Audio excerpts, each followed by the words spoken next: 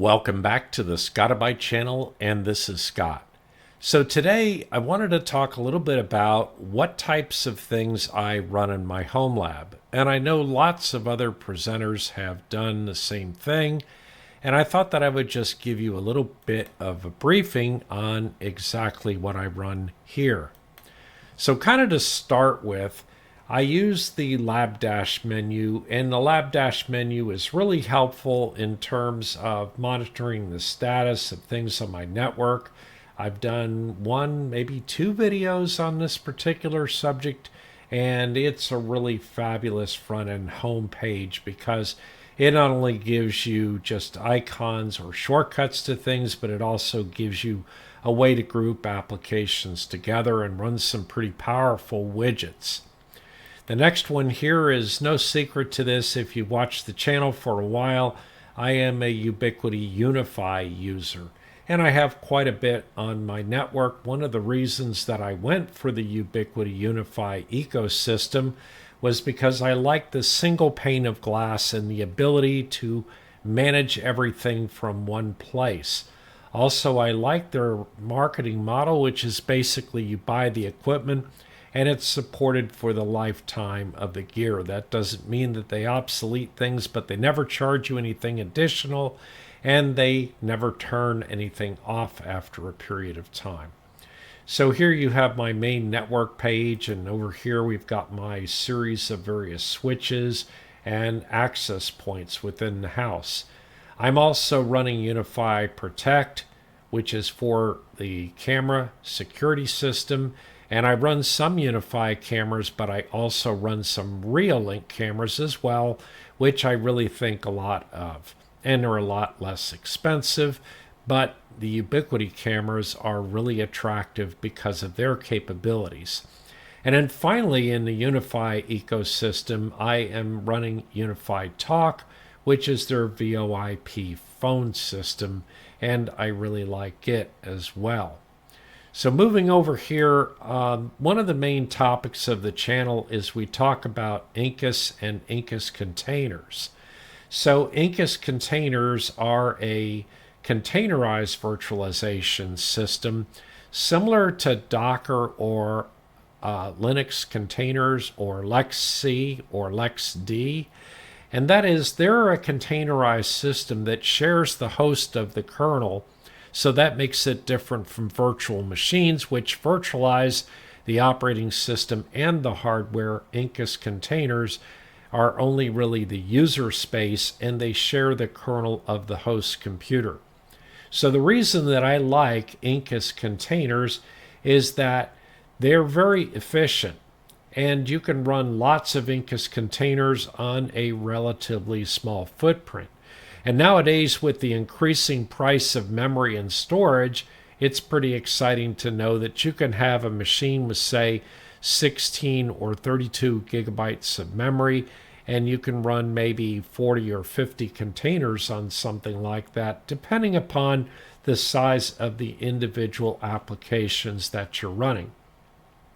So the application you see here is one that is called Lex Console. And Lex Console is a GitHub project by a gentleman by the name of Matthew Penning. And this project allows you to go out and manage either LXD servers or Incus servers or both. And you can manage many different servers. And as you see in the list here, I have a total of 12 servers. 10 of my servers are Incus servers, and 2 of my servers are LXD servers. And the LXD servers are actually on QNAP NAS machines. So I really think that Lex Console is a very powerful GUI to manage Incus containers. Although recently, or most of the time on the channel, I should say, I generally show you the command language interpreter, or CLI commands, to create and manage containers because I feel like it teaches you a little bit more along the way. So once you have containers out there, there would be a need to offer public services. And so a lot of containers that you might run, whether it's a Rocket Chat server like I do for my chats, or a Jitsi server, or a discourse server like discussion.ScottiBYTE.com, where I put all of my show notes, any of those things, in order to have a public presence. If you only have one WAN address, which is typically the case with most people that have an internet service provider account, then a reverse proxy manager is a good way to provide that ability to host many different applications, but on one ISP granted address. And Nginx Proxy Manager and Caddy are two of the most popular reverse proxy managers to accomplish this. And I use Nginx Proxy Manager, and this is the latest version out here. As you can see from this listing, I have currently 55 proxy hosts. And that goes up and down according to which things that I might be hosting at any particular point in time. The next thing that I really like is Authentic. And Authentic is, well, basically put, it's kind of a front-end authorization system that gives you many different ways to either add to the current authorization that you have, or potentially replace the authorization for a program. So for example, if a program had no front-end username and password authorization, Authentic could add that for you, and it could even add that along with two-factor authentication. And that being said, it's pretty powerful. Next up, I have NetAlertX. And NetAlertX, so I use the UniFi hardware gear, and it does an excellent job of monitoring my network. So what it doesn't do, and what NetAlertX brings to the table, is the ability to do real-time monitoring on things going on in your network. For example, if a new IP address pops up on your network, you will notice it immediately in here. In addition to that, NetAlertX allows you to put out notifications when certain things happen, like particular nodes go up and down, and you can even classify things according to their current favorites on the network. And so I have a number of favorites, which are really my servers offering all of my services. So I did a video about network monitoring tools, and I talked about NetAlertX in that video, along with some other tools as well. So next up, I have Uptime Kuma. Well, Uptime Kuma is a really valuable utility that I don't really talk about much. And the reason for that is because, well, practically all home labbers are currently using it. And there's lots of videos out on the net talking about how you use Uptime Kuma. So the purpose of Uptime Kuma is just to monitor your various self-hosted services and to provide notifications to other systems when they go down, so that you'll be aware. And so in line with that, I use another product called Gotify. So Gotify is kind of a play on the words notify, and there's another program very similar to it that a lot of people use, and it's called Entify. And they all do the same. Gotify and Entify generally receive notification requests from programs like NetAlertX, and then they go ahead and notify you through a client.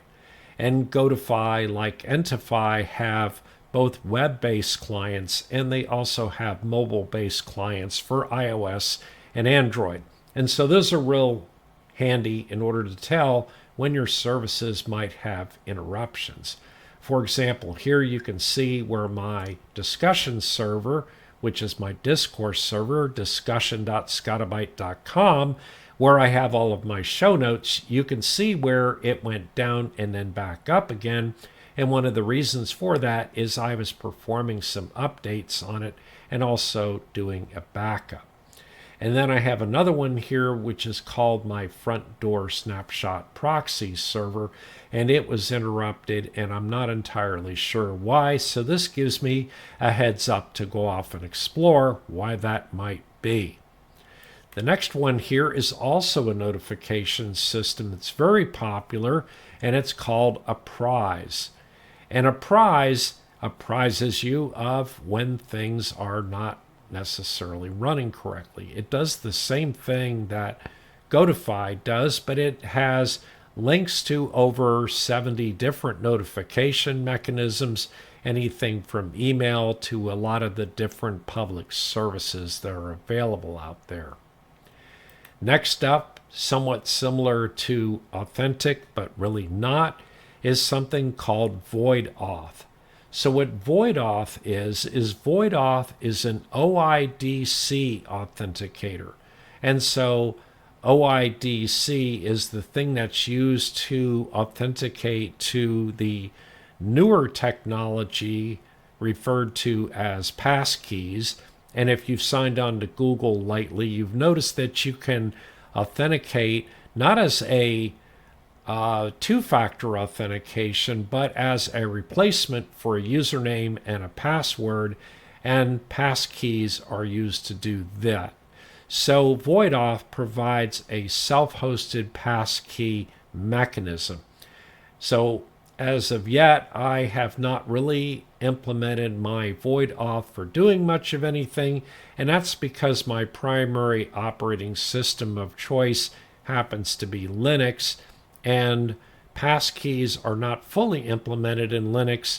You really use passkeys when your primary operating system is either a mobile operating system or Windows. So we hope that there will be passkey support in the near future for Linux operating systems.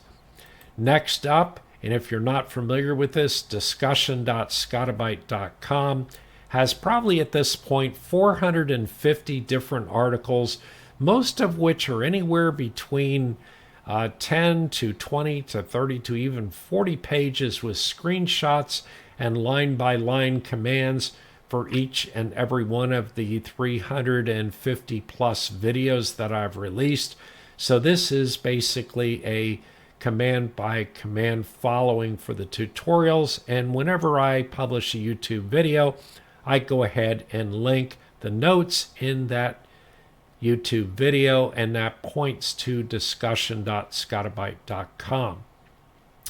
Although it's possible for you to go out and make comments here on this page, I generally like those to be things that people have found where they want me to add them to the notes or update the notes. And if it's just a technical discussion, I would prefer that people go out and join the chat on chat.ScottiBYTE.com, which is the Rocket Chat server. And there we can have a pretty good discussion about how to solve a particular problem they might be having, or they might be able to ask or tag up with other people that have had similar problems. So I have different groups over on chat.ScottiBYTE.com to cover the various areas. Next up, we have a Joplin server, and I think I've talked about Joplin in one of my very old videos, but basically Joplin is a client-based application that's available for a desktop interface in Linux, Windows, and Mac, and it also has iOS and Android. And then this here is the Joplin server that can store the notes from the various clients. And you can also use Nextcloud to store Joplin notes and sync them there. But I've found that the Joplin server is actually much faster to accomplish that. So next up here, I have a product called, I'm trying to remember what the name of this is here. Let's see if we can go back and figure that out. It's one of my file transfer mechanisms. Oh yes, PingVin. So PingVin allows you to do file sharing where you basically upload a file or I can upload a file, people that are granted accounts can upload a file, and then we provide a link to the target user and they can download it. So the advantage of this program is that if you wanted to send something that was larger than you could handle in email, or you wanted it to be secure, then you would use this mechanism. And the next program is pretty similar to it in a way, but then it's really not, because it's not really designed to be a file transfer mechanism. It's really designed to be a little bit more of a documents portal. So I think it's a little bit more analogous to Nextcloud, which I don't really run anymore, but this is called CryptPad. And CryptPad has its own spreadsheets and so on in it. It doesn't use LibreOffice. I forget which Office utility it runs, but it runs one of the popular ones in here. So I also run a Plex server, and I like Plex. I have a Plex lifetime pass, and I use it to do a lot of off-the-air recording with my HD home run tuner. And I also upload and download a lot of different things to it. And that's pretty much how my wife and I watch everything, along with a couple of family members. Next, we've got Tautuli here. And Tautuli is a statistics monitoring program for Plex. And then we have a front-end Plex system called Ombi. And Ombi is a system where if you have an account on it, you can go out and request a particular movie or TV show. And then the request goes to me, and I either approve it or disapprove it, and that's how it ends up on the system. So in line with that, and kind of behind Ombi, is the actual request system. We have Sonar, which handles it for television shows, and that does the appropriate request selection and tracking of the TV shows that we want to be able to place on the Plex server automatically. And then we also have Radar, which is the same thing as Sonar, except for movies. I also run Jellyfin, and Jellyfin is an open source program similar to Plex, except it is completely open source. Although I could use Jellyfin in order to track the TV shows and movies, and I could actually point to the same files because my Plex data is all on one of my large QNAP NASs, I don't choose to do that because Jellyfin is something that I'm only using right now to watch my HD home run tuner and optionally to do recording on my HD home run tuner. So next up we have Bitwarden, and Bitwarden is my self-hosted password manager. I've probably done several videos about Bitwarden and how I use Bitwarden, and I really highly recommend a self-hosted password manager and track all your passwords on it. And then to my great surprise, over the past, I would say 5 to 7 years of using Bitwarden, it might actually be longer than that, I can say that in my Bitwarden database, I have close to 500 different sites and usernames and passwords for. Some of them are out on the public internet, and a good number of them are inside of my Homelab. Next up is this thing called IT Tools. So IT Tools does all kinds of interesting things. Several people have pointed it out on other videos on the channel. It has various converters that you might use for Homelab types of things, address calculators, so on. Sterling PDF.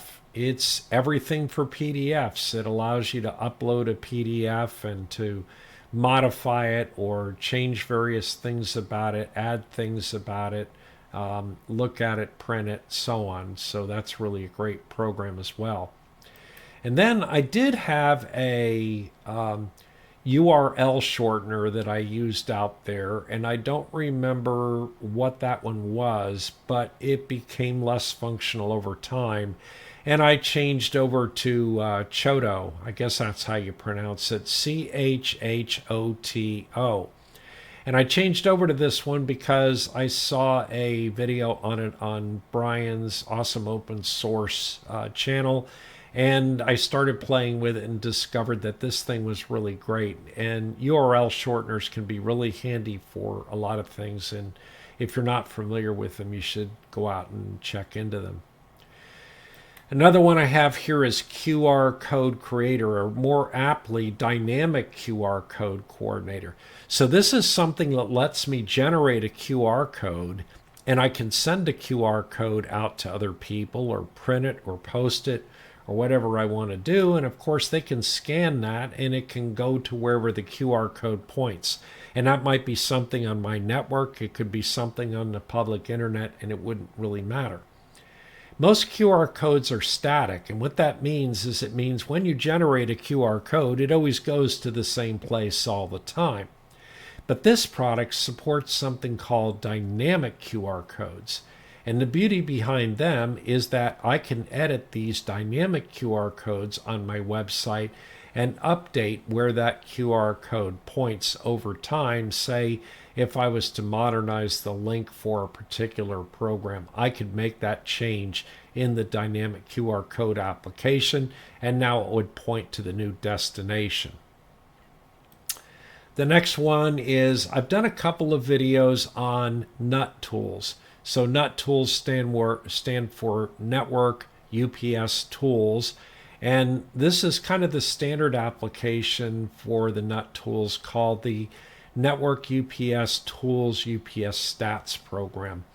And I use it to monitor my various UPSs. I have 5 UPS units in the house.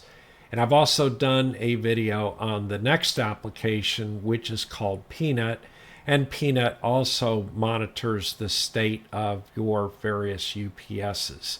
And so if you don't have a UPS sitting in front of equipment in your home lab, that's okay. You really don't need one. A UPS is a battery backup. You should only put a UPS in front of the equipment you care about. So don't put a UPS in front of any equipment you don't care about, and you'll be absolutely just fine. So I guess the rumor behind that, or the saying behind that, is if you care about it, protect it. If you protect it, use a UPS.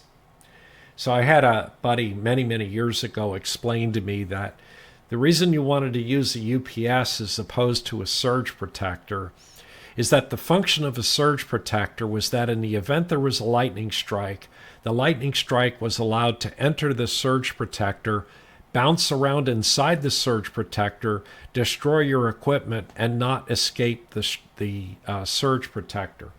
The purpose of the UPS was that since the power was coming in from the utility, and since it ran through an inverter, which ran through a charger, charged the batteries, and then was inverted back for the equipment attached to it, its probability of blocking things was far more likely. So the next one up I have here is a network scanner, and I think I've done a video on this one as well. It's called ScanServe.js. The author does an update to this, I'd say once every 6 months or so, but this is an absolutely incredible application.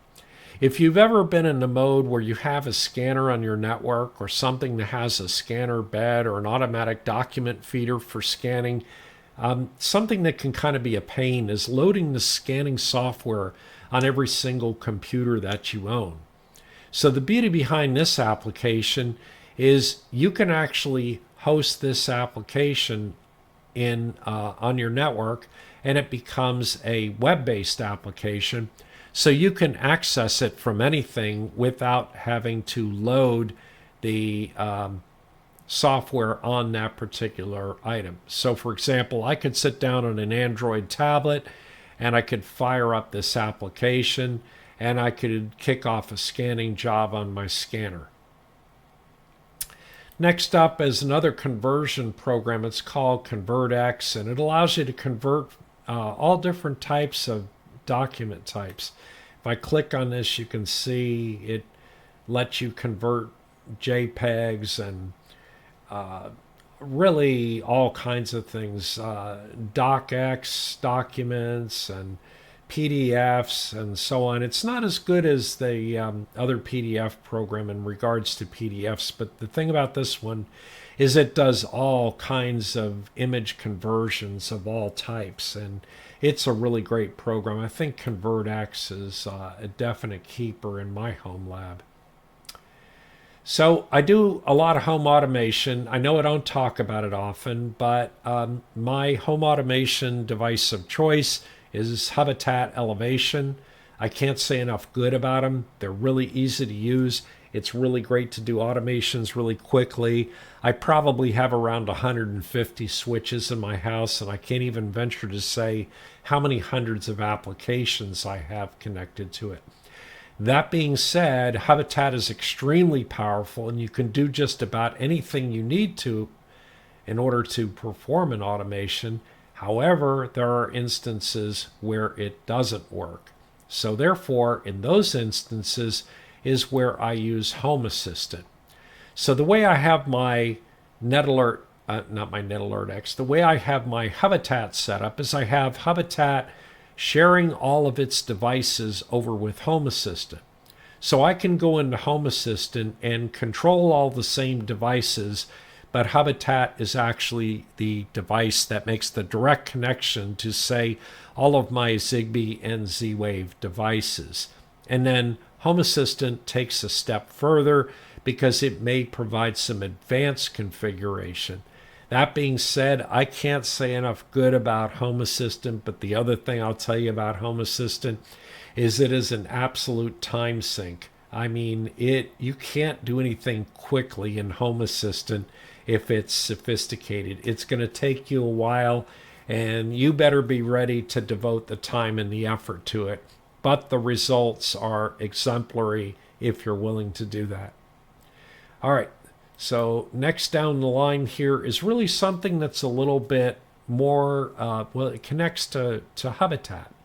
So this kind of gives Habitat its advanced capabilities, and this thing is called WebCore, which stands for Web-Based Community's Own Rule Engine. And the way that WebCore works is you can actually write this code with this really powerful point-and-click code generator. So if you're not a programmer, don't worry, because you can write code with this thing really easily. But it provides a lot more power beyond, say, Rule Machine in Habitat. And I have all kinds of automations written using WebCore for that reason. Next up, we've got the Harmony API. So I'm a real fan of the Logitech Harmony hubs for automating my entertainment centers and my TVs. I actually own 3 Harmony hubs. One is in the entertainment center in the family room, one is in the bedroom, and the other one, believe it or not, is in a really amazing bathroom that I have, where I have a TV mounted over the top of a giant jacuzzi bathtub, believe it or not. So it makes it kind of interesting. So I have automations that actually run against the Logitech Harmony rather than just using the remote. So things in the house can actually control it. So another one we have here is OwnTracks. And I've done a little bit with OwnTracks. I really need to go back to this a little bit more. It shows the pin there that I'm located down in Houston, Texas, if you're interested. I'm right adjacent to NASA Johnson Space Center, which I worked at for the majority of my career with the Boeing company. And OwnTracks tracks where you go. So you basically have a client on your phone, and as you move around, that client reports back to the server and logs where you've been. And so for those of you that would rather have a private tracking mechanism as opposed to giving all your information to Google, OwnTracks might just be exactly what you need. Next up, in my subscribers that I talk to on a regular basis know that I like to use the Jitsi server. which is a self-hosted version really of something kind of like Zoom. And it allows you to carry on conversations via voice. You can also send text messages, and you can also exchange video with your cameras. But most importantly, you can do screen sharing to give examples of what's going on. I also use remotely, and I use remotely as a remote control program. And even though it's not a web-based program, I also use RustDesk. And I like RustDesk a little better than remotely, but you know, the use cases for when you might use RustDesk or remotely might be just a slight bit different. And so that's why I have both programs and use both programs. So for anybody watching this video and you want to get to where you talk to me or any of the other subscribers, you want to go over and create yourself an account on chat.scottibyte.com, which is my Rocket Chat server. So the reason for doing that is to be able to go out, ask questions, get answers, and just exchange ideas in general. And in fact, I would be eternally grateful if you would join the Rocket Chat server and just ask for things you'd like to see videos on, because I don't have any problem with going out and doing that. Next up is something I really has become near and dear to me, and that's changedetection.io. So I run changedetection.io on my network, and it lets me track a whole bunch of different things. You can see I have quite a few things out here.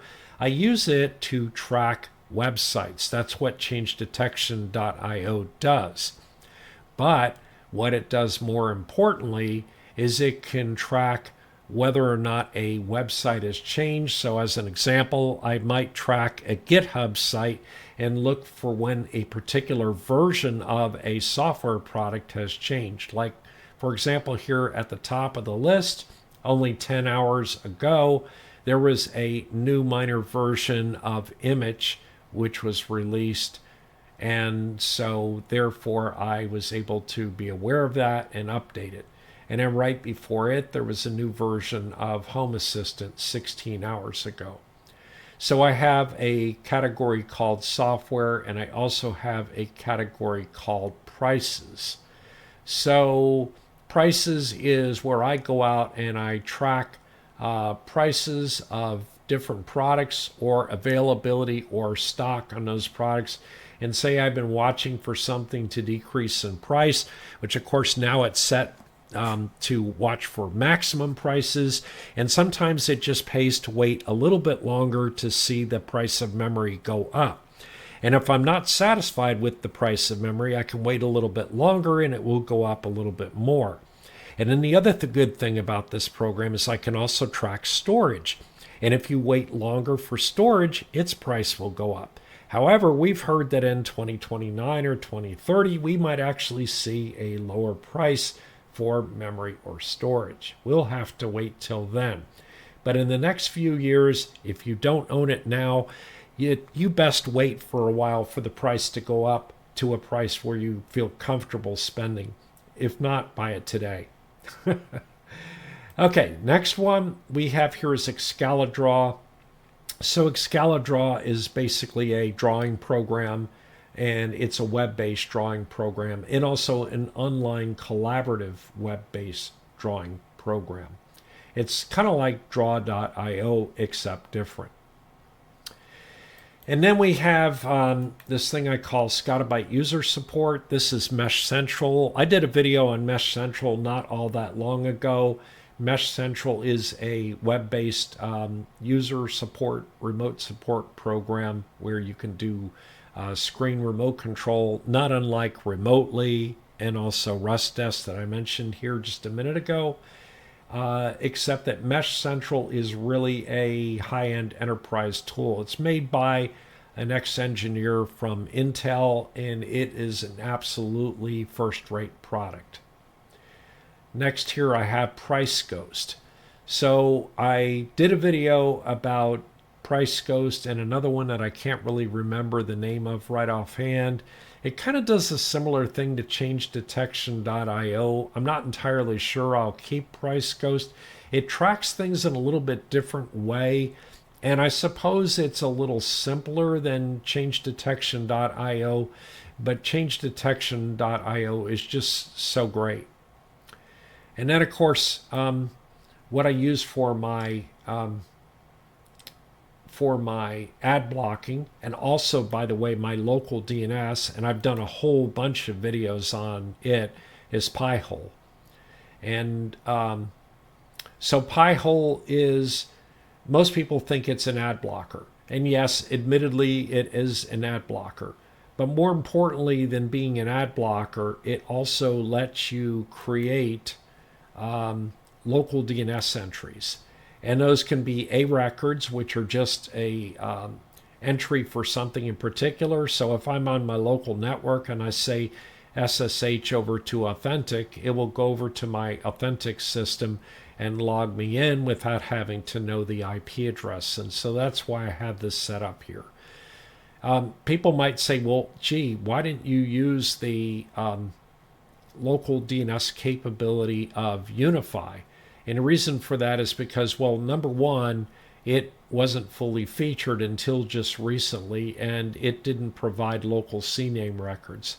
And you'll see here we also have CNAME records. A CNAME record is an alias for another record. So, for example, apprise.ScottiBYTE.com points to ScottiBYTE.com. The address is the same, but reverse proxy handles it differently. And so I have entries like this set up that allow me to reach my subdomain-based services even when my ISP is down. And I've got several videos talking about the integration between Pi-hole, local DNS, and Nginx Proxy Manager. I probably have a total of 5 or 6 videos talking about how you can do that type of thing. And so the other reason why I don't use the UniFi system right now is because, frankly, when it comes to doing the ad blocking and domain blocking, the configured block lists that are maintained that support Pi-hole are extremely easy to implement. Whereas in the UniFi world right now, you'd have to make a copy of those block lists and manually import them and support them yourself over on the UniFi system. And so I don't do that right now. That may improve in the future, but not for right now. So next up, I've got paperless. And so paperless NGX is basically a kind of an AI-based program that can import documents, whether they're in textual form or graphical form, and it can do analysis of them and even look for keywords and translate them, doing all kinds of interesting things to make their indexes searchable. And so it's a really good place to store your private information safely on your own network. And so you can put all kinds of secure documents that you want to store in paperless NGX. And I've done a video on it as well. Image. So basically what image is it's kind of like Google Photos, except a self-hosted version of that. And it has mobile apps for iOS and Android, and it'll allow your iOS or Android photos to be automatically updated and synced to your image server in your Homelab, and that's something that makes it really attractive. So I really like Joplin notes, but in addition to Joplin notes, I'm a real sucker for flat notes. So what exactly is flat notes? Well, flat notes is just as it says. It's a really simple note-based program for storing notes about things. And like I said, my primary right now would have to be either Joplin, or I'm really moving in the direction of Karakeep. And I think I've done a video on Karakeep also, but Karakeep has become near and dear to me for the whole note-taking thing. And if you run a home lab, you need lots of good notes about how you did things, where things are, what the commands were, so you don't forget things. And then I have something called UniFi Gateway Stats. So if you're in the Ubiquiti world, this is a really great program that'll let you look at statistics for how your gateway's running in terms of traffic, uploads, downloads, that sort of thing. You can look at monthly reports, and it gives you all kinds of interesting data. So it's a program I've run for a while. And then I have a speed test program out here, which is Speed Test Tracker is what it's called. I think I did a video on this one as well. And this one's really nice because not only can you do speed tests, but you can look at them historically, see when they may have failed. I do one every 6 hours on my network, and it picks a random speed test server and reports the performance on that particular speed test server for both upload and download and ping times and packet losses and latencies and all those kind of good things that you might want to know about your internet connection.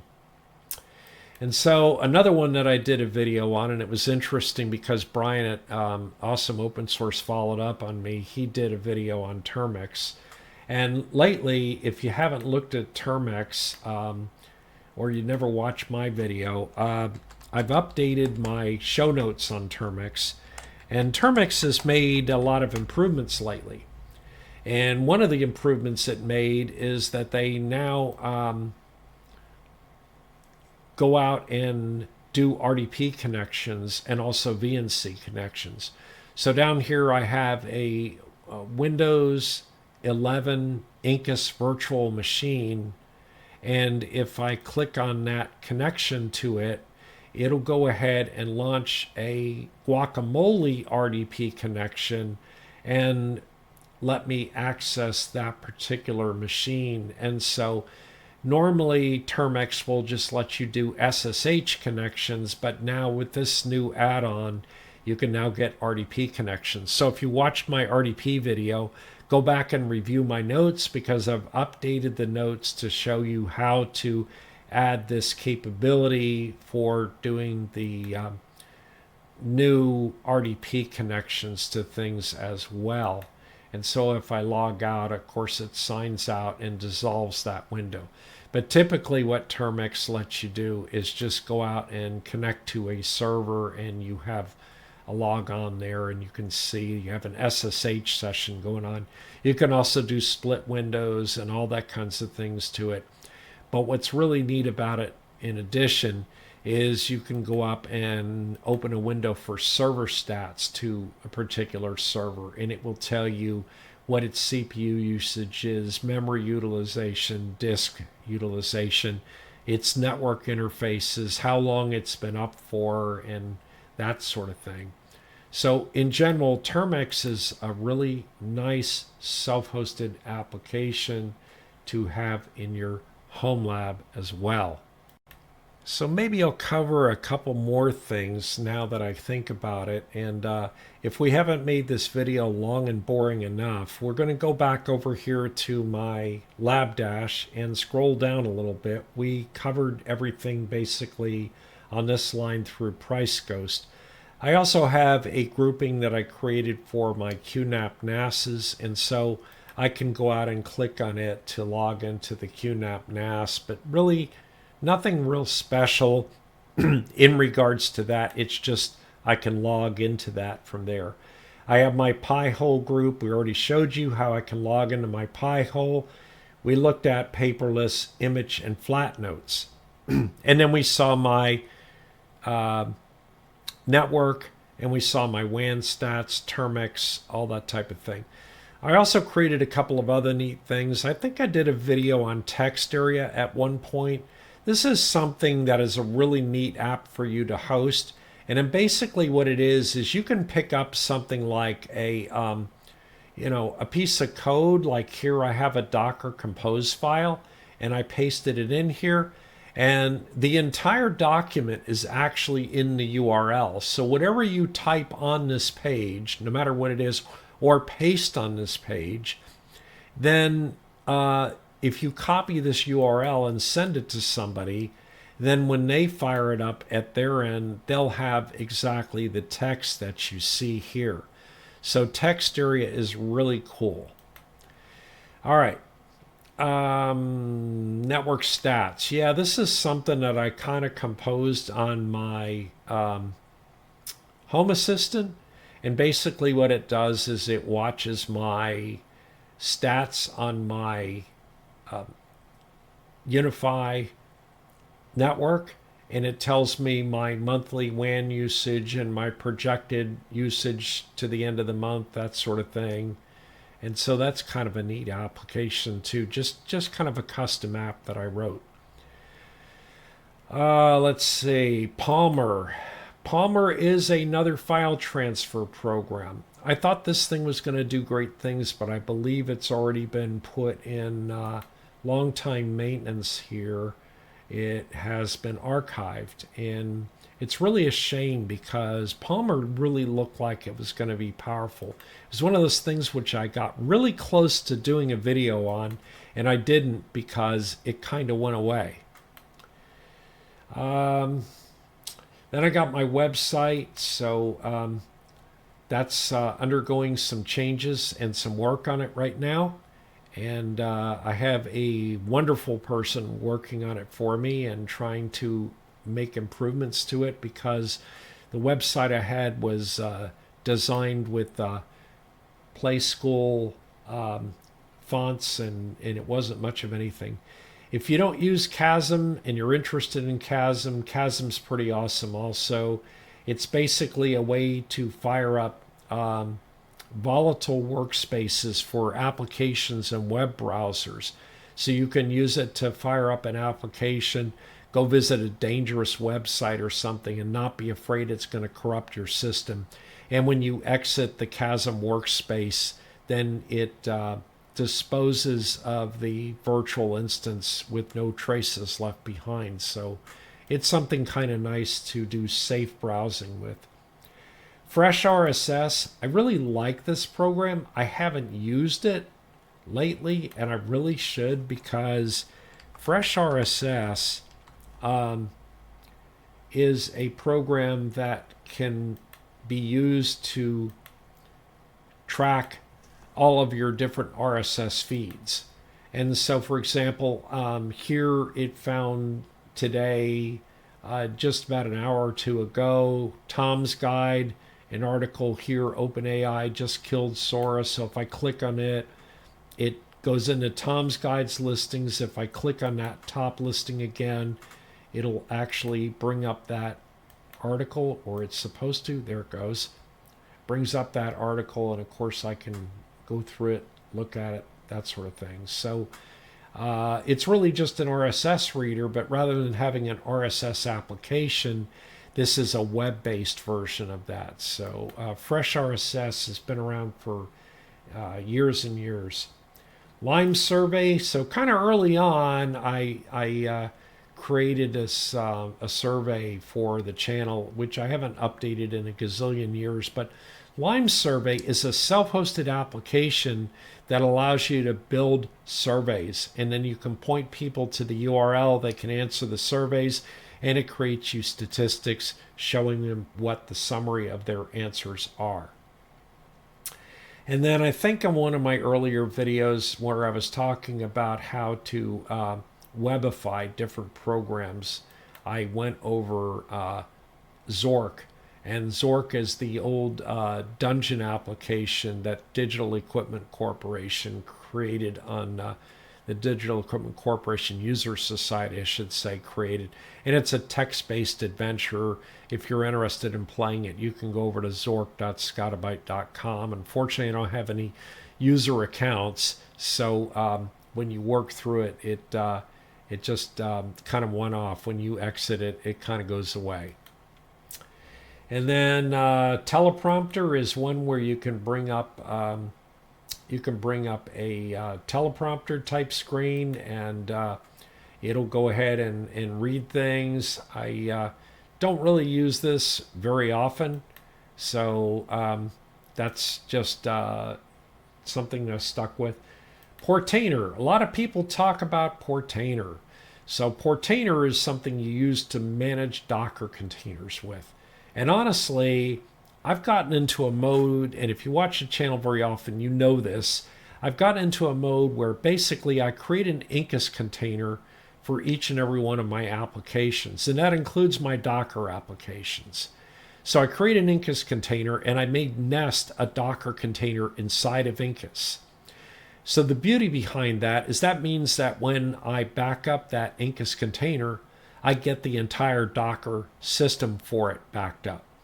Whereas traditionally, people might have created one Docker server and have 20 or 30, 40 applications running on that Docker server.